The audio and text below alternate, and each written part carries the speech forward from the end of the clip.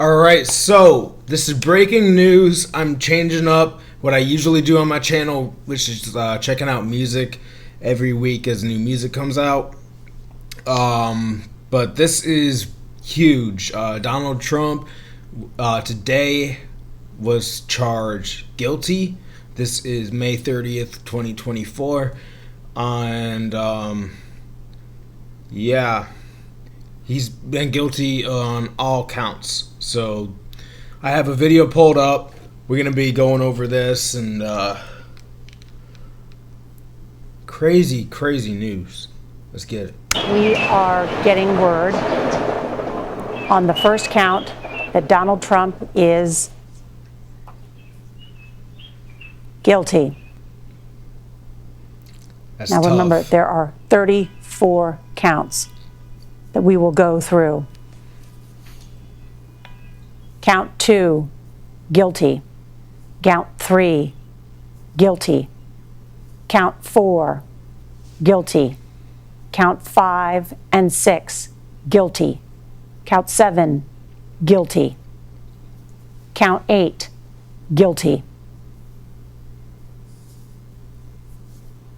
Count 9, guilty. Count 10, guilty. Count 11, guilty. Count 12, guilty. Count 13, guilty. Count 14 and 15, guilty.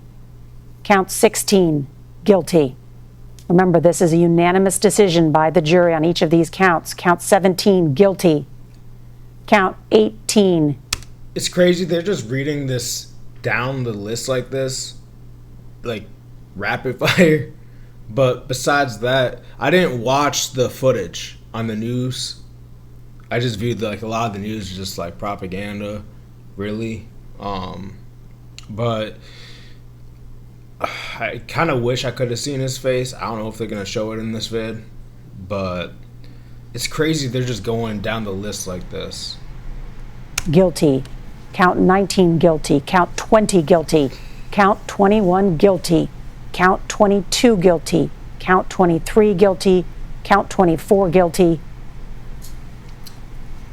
Count 25, guilty. Count 20. And also, people have been saying different things. Like, oh, he's old, he's most likely not going to get prison or jail time.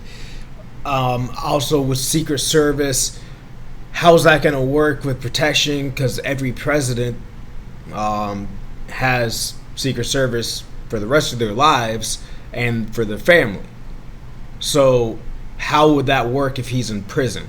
There's just a lot of questions about this. I believe I saw the sentencing is July 11th. But it's just a crazy day. Anyway, let's get back to it. 6, guilty. Count 27, guilty. Count 28, guilty. 29, guilty. Count 30, guilty. Count 31, guilty. Count 32, guilty. Count 33, guilty. Count 34, guilty. Donald Trump has been found guilty on all counts of falsifying business records in an attempt to cover up these alleged relationships in the New York hush money trial. I looked it up, and it said that for like the regular average Joe like us, you're looking at around 4 years in prison per count. But also they're trying to say like, oh, he's old, should we really send him to prison for the rest of his life when he has no prior record? And he has, let's be real, probably not a long time ahead of him for lifespan. So that there's back and forth on that, on what might be happening. It's just the internet's whole and the news, everything's just blowing up right now. It's an extraordinary moment. Nora, to hear you read what you just read is a moment of enormous gravity for this country. We cannot overlook that. To hear that word, guilty, not just once, but 34 times about a former president of the United States in any context is completely uncharted territory. And there will be a raging debate across this country about the propriety of bringing these charges. But under our system, a grand jury heard the evidence. A grand jury rendered an indictment. And through all due process, the former president was accorded all due process rights, and a jury of his peers assembled in New York in this courthouse found him guilty on all charges. This is not just a legal moment for this country. It is not just a political moment for this country. It is a moment where everything about politics and law and our orientation to both are convulsed as never before. Donald Trump has become the first former president ever convicted of a crime. I want to bring in Robert Costa, who has covered Donald Trump for a long time and written books about Donald Trump. I can only imagine what the former president is doing right now. Nora, this is the conclusion of a trial, but it's only the beginning of a fight. I've already gotten new reporting from Trump sources. They are planning to appeal this decision as much as they can, and they plan to mount a grievance war across the country. To echo what Major... Yeah, they are saying basically Trump and his lawyer, everyone's basically saying this is a hoax. You know, like everything's a hoax, everything's made up. I'm innocent. I'm an innocent man. I shouldn't be going to jail. Which he still might not be, because the sentencing is not until July 11th. Said this is a moment of seriousness for the country on a legal, political, and democratic front, because you now have a presumptive Republican nominee who will be mounting an appeals process as he heads toward the Republican convention, and he has the Republican Party behind him. It was here in the park, steps away, that the Speaker of the House, second in line to the presidency, Mike Johnson, came here to say we stand with Trump. So many have come here wearing red ties and saying that Trump is our candidate regardless of whether he's convicted of a crime in New York City. Here in deep blue Manhattan right now, there were cheers that went up in the park around us as the conviction was made clear to the crowd that has been gathering here. But from Trump supporters across the country, there is anger. And it's crazy because Joe Biden is doing such a bad job that there's Democrats and people on the left and Biden voters that are saying, "Oh, I'm voting Trump because this is just terrible." But now I was wondering if this would affect his race, but people are still standing behind him, which isn't really surprising. A lot of Republicans side with Trump pretty much no matter what on the right, and for the left, you know, I feel like this is just going to really divide everyone. I feel like, and when people go to vote, I feel like most people aren't going to vote for Joe Biden. And Trump may or may not be hit. I'm wondering if Kennedy might get more votes as a result of all this. And there's nothing, by the way, there's nothing legally that states that a president cannot run from prison. That legally he can. Legally, anyone that, as long as you are born here and 35 plus years of age and meet all the criteria, you can run. It doesn't matter if you're in prison or not. But I'm just wondering how all this is going to play out. Anger and frustration right now, and Trump campaign officials are arguing this is going to make Trump stronger inside the party. But now, as a convicted felon, it could raise new questions about maybe not his nomination for the Republican Party, but Democratic sources really believe some swing voters in places like Michigan, Pennsylvania, in the suburbs across the country might start to say, do we really want to have a convicted felon in the White House? It's a tag that Trump can no longer escape.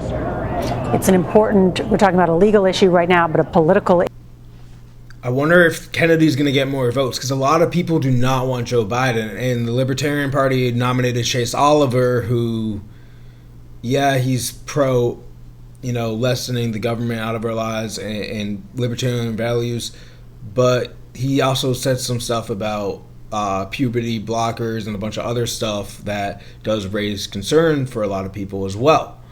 So I'm just really curious to see how this is all going to play out.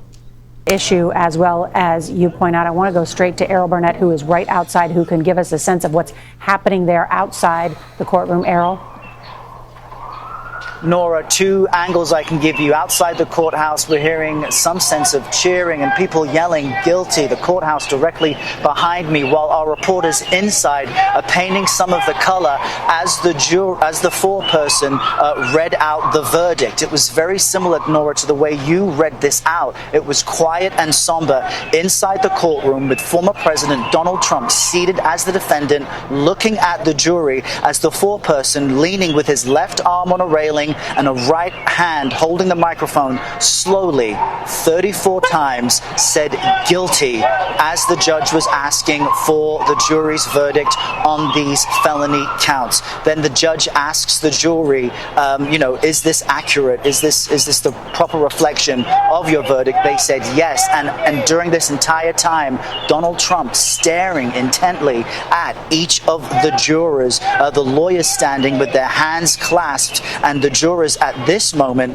being thanked by the judge for their service. Judge Merchant acknowledging that these past 6 weeks have been stressful for them. Let's not forget, some jurors that were selected early dropped out and buckled under the pressure, the media spotlight, and the importance of the moment. But inside the courthouse, a somber moment as Donald Trump, former president of the United States, GOP presumptive nominee, had to sit and listen as a defendant as a jury of 12 of his peers found him guilty on all 34 felony counts. This was the moment that Donald Trump became a felon. Errol Burnett, thank you so much. I want to bring in our legal panel. Again, the former Manhattan Assistant District Attorney and CBS News legal contributor Rebecca Roiphe joins me again. And Rebecca, let's talk about this. Donald Trump is 78 years old, a first-time offender in the eyes of the New York court system. Will he go to jail? What do you think happens? We really won't know until the sentencing. I think that, he's certainly not going to jail for the rest of his life on these counts, but there is a real possibility of some jail time, and of course any jail time for somebody in his position of his age is a significant thing right now. One other thing that has struck me about this case is there has been so much criticism of the case, and in a way this verdict does vindicate Alvin Bragg, the Manhattan District Attorney, who brought this and defended it as a case that is quite standard for New York and for Manhattan. And, of course, when all eyes are on our local justice system, sometimes things look unusual, bizarre, different. But in many ways, this is not as different from other cases as some people suggested it was. And the evidence, as we can tell from this quick, strong verdict, was fairly strong. Rebecca, thank you. I want to bring in Caroline Pelosi. She's a criminal defense attorney and lecturer in law at Columbia Law School. And on that same point, Caroline, because I think people want to know not only what happens to Donald Trump, what happens in this presidential election, which is now 6 months from now. The question before the judge in terms of sentencing, prison time, or there could be probation, right? What are some of the things that the judge will consider? Absolutely. It is within the judge's discretion. There is no mandatory minimum jail sentence for these crimes. I totally agree with Rebecca. This is a huge win for Alvin Bragg. This case had a long and winding road to get here. Remember, it was called the zombie theory. It just wouldn't die. It spanned over two different district attorneys. People resigned in protest for the ways that they felt about whether or not the case was being brought. But this will mark the beginning of a lengthy appellate process. I like to point to the Harvey Weinstein verdict being overturned. That took soup to nuts 4 years. Justice takes time, so there are many legal issues here that I think are ripe for review. I don't. Fuck Harvey Weinstein, by the way. I'm just saying. Epstein, all those people, man. know that any will take the day, but certainly there are meritorious arguments to be made. But when you're thinking about potentially putting a presidential candidate in jail, there are some considerations to be had. But I would note he was not, a stellar defendant during this case. Those are aggravating factors. These issues with the gag order, his behavior throughout the trial, that could potentially be a factor in Judge Merchan's analysis of whether or not to impose jail time here. Also, things like remorse. It does not seem as though the former president is at all remorseful for any of these actions. We'll have to wait and see for the arguments that are made in the sentencing memoranda. It's a good point, Caroline. As you note, Judge Merchan has found Donald Trump that violated his gag order 10 times during this trial.